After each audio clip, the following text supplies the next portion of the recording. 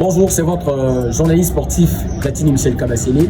Je suis vraiment équimé de vous revoir encore aujourd'hui parce qu'aujourd'hui, je dois entamer une séance qui s'appelle la séance des interviews. Et voilà, au cours de ces interviews, je pourrais questionner des gens, je pourrais questionner le peuple congolais pour savoir comment ils définissent notre championnat, mais aussi comment il va l'évolution de nos jeunes talents congolais. Et voilà, ne ratez pas cette séquence. Soyez toujours connectés sur nos plateformes qui est TikTok, mais aussi YouTube pour ne rien rater de l'actualité sportive. Et voilà, suivez-moi, dans une demi-heure, nous allons questionner le peuple congolais pour avoir des réponses et les mettre sur nos plateformes. Merci, à tout à l'heure. Voilà, encore une fois de plus, nous sommes toujours dans notre marche des interviews pour connaître comment l'évolution de notre championnat et toujours, ça s'est fait toujours par des questionnements, par des interviews et le peuple congolais va répondre avec toute aisance pour montrer comment notre championnat se déroule. Bonjour papa. Bonjour. Vraiment, vous pouvez nous dire votre nom? Jean-René Nzaou. Voilà, merci. Devant nous, nous sommes devant Jean-René Nzaou. Merci vraiment pour votre admission que nous puissions poser des questions. La première question est simple, papa. Est-ce que vous pouvez définir notre championnat congolais? Qu'est-ce que vous pouvez dire sur notre championnat congolais? Comment vous voyez l'évolution de notre championnat congolais? Bon, l'évolution du championnat congolais, ils ont vraiment médiocre. Vraiment médiocre. Tant que Cagnotte n'est pas monté, le championnat doit avancer. Pour tout ce que tu as le championnat amateur, là tu commences le championnat professionnel. Donc des fois ça est sur moi. Mais moi je préfère que le gouvernement écoute la fédération. Le gouvernement écoute la fédération. Vraiment là, il faut que les gens babongissent. Babongissent, tant que babongissent, c'était donc championnat mon Messi l'a raté. Championnat Bandarabie Messi l'a raté. En calendrier, changement de calendrier à tout moment. Et puis Cagnotte, les gens vont dire qu'il y a un pied trop. Or, parce que bon, c'est le championnat Moussous. Les Tchambon, on a la clé Moussous, un peu comme Moussous. 44 millions, 5 millions, 6 millions. Ok, awa Cagnotte, c'est le foot. Championnat mondial, il y a 50 millions. Donc vraiment, il y a pas ça. Vraiment, nous avons compris votre réponse, d'où vous avez soulevé des points. Et la cagnotte qu'on remet aux vainqueurs de notre championnat est vraiment... surtout l'organisation. Oui, l'organisation n'est pas bonne et aussi la cagnotte n'est pas vraiment à la hauteur des attentes.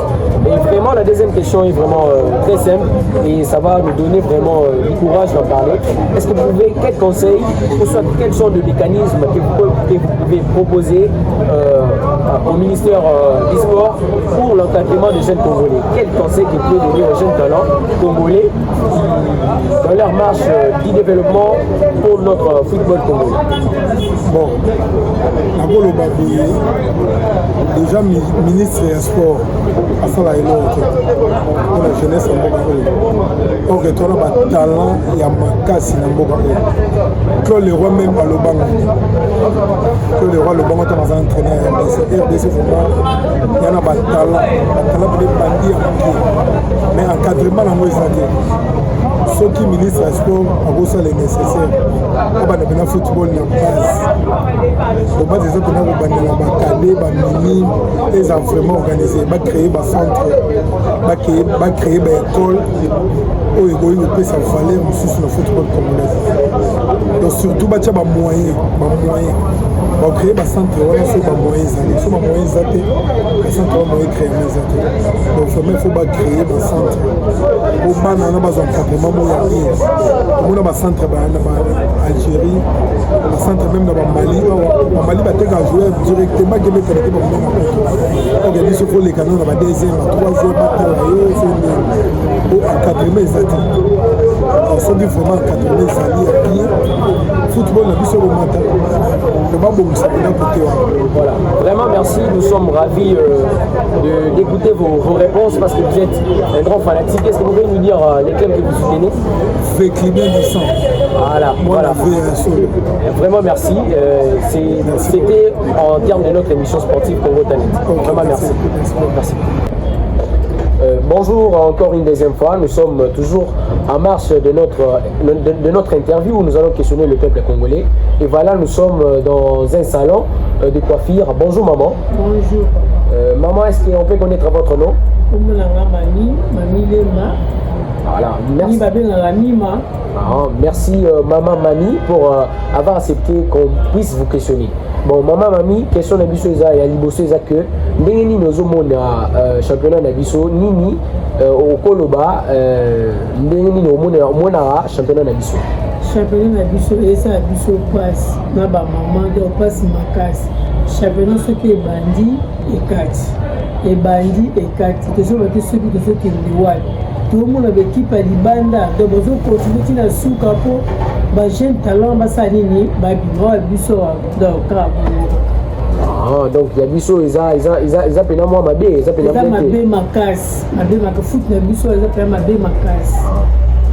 Merci maman Mami de répondre à la première question de Bisso. Deuxième question de Bisso est que conseil nini okopé ça na bana o ya micro o bazo beta balé o ba se développer na nini okolo bapé na ministère ya sport po ebongisa makambu po bana encadrer bana biso bien. Conseil na kopé ça na bana o babandi sika eloko lokola cigarette masanga basi eza malamu te pona joueur. Soki ozi eloko wana otiango pembeni oke liboso kaka na bale soki otangaka classe bale eza teke okima classe donc classe na wana bale okomona ntango okuta na classe mosusu omona donc oza na facilité koloba monoko oyo nyonso ya malamu oyo kolinga oloba fo ozala mpe discipline eza te bamona oyo joueur très impoli ezali eza papa mabe makasi donc fo batika babiloko oyo ya mabe mpo na ministère na biso en tout cas vraiment bajeune talent baza ebele mais toza na bekole ya foot nga moko personnellement naza na bana na ngai bana bandeko na ngai bazobetaka bale bango moko na ndako de école baza na talent mais école bapo vantisa bana mabo bakota boye baekole ya foot eza te donc yango wana gouvernement na biso fo osala baekole ya foot mpo tozomona baprincipe bazobanda mike baekole moke bona bakoli déjà na babale donc biso awa donc moi na pesi chance na gouvernement na biso. Voilà, vraiment merci maman Mami pour la réponse na yo sikoyo yo supporter équipe nini na Congo. Ngai nali imanye na makila papa na nga azalaki président ya imana basupporter nani yo babengaka via ron président ron wana nde papa na biso toza baimanye na makila ata imana esali boye mais tozalaka tozosoutenir ka imana na biso ka na motema. Voilà, merci maman tosepeli mingi, merci baya posala mosala malamu. Merci. Voilà, nous sommes encore toujours dans notre démarche pour des interviews où nous allons questionner le peuple congolais pour savoir comment il va notre championnat, mais aussi quels conseils il donne aux jeunes talents pour s'émerger. Vraiment, bonjour papa. Bonjour. Papa, est-ce que tu es Bakomo Nao? Platini, M. Platini. Oh, M. Platini. Vraiment merci M. Platini pour te poser aux questions. Question à l'issue de que nous avons le championnat de Bissou. Championnat na biso ezo le Canadien nini. Championnat na biso est un championnat moko fort en Afrique et dans makasi. Et logo ya mabe comme on a championnat na biso si la raté. Et kata mara mukuse. Au monde so ba kobache date, ba kokisara ma date na moté. Au monde là faut batika na ba 5 journées, 4 journées mabe tout le monde a mais championnat na biso Congo ina foot la makasi. Et l'autre se pela la moto comme ça va bon jouer. Et rare quand ils allaient pour championnat si la raté. Faut voir si ça va calendrier dans le monde normal. Vraiment toi qui réponse na au lobby.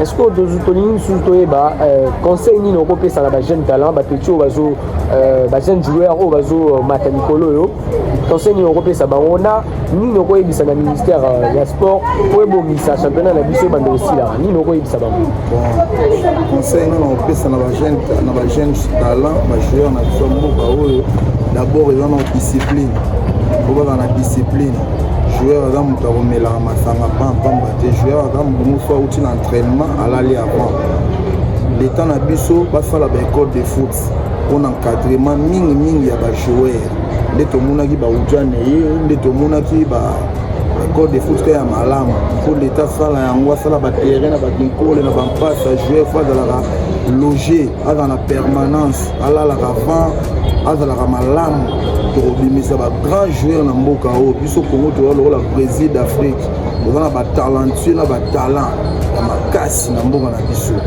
eloko na koloba na ministre ya sport asoutenir mingi sport ya mboka na ye biso na Afrique mobimba mboka eleki Congo na bale ya te toza na babon joueur faut encadrer génération baoya makasi tokozwa coupe d'Afrique tokozwa pe mondial eloko wana oloba yango wana vraiment toyeki makambo olobi oyo ezali émission Congo Talent Sport elobelaka makambo mabale soki mpe oza na telefone okoki kokota na YouTube kobetaka Congo Talent TV okomona makambo tolobaka merci vraiment pour l'invitation na merci